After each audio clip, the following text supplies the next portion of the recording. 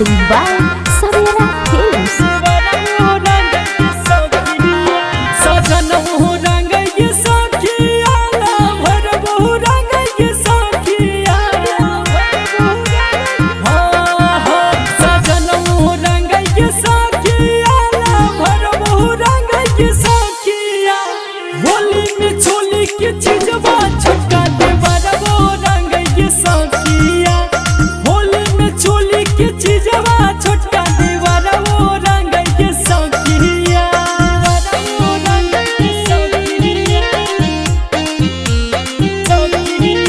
Music by Amarjit Sharma.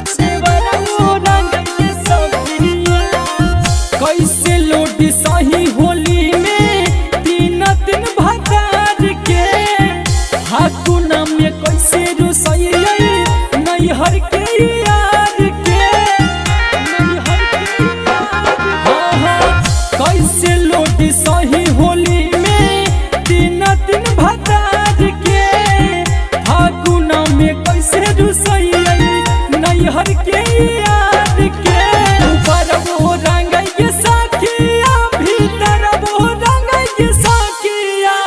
Holi में चोली के चिजवा छोटका देवर वो रंग साखिया होली में चोली के चिजवा छोटका देवर वो रंग साखिया होली में चोली के चिजवा छोटका देवर वो रंग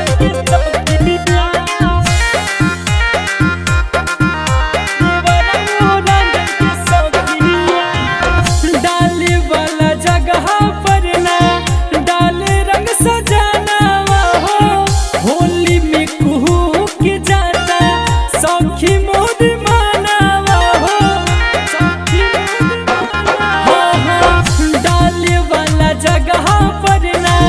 डाले रंग सजाना हो होली में कुहू के जाता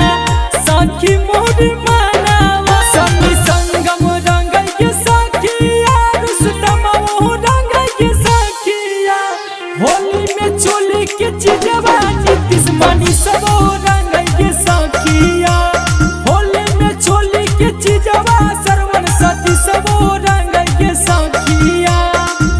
Mixed by Savera Films.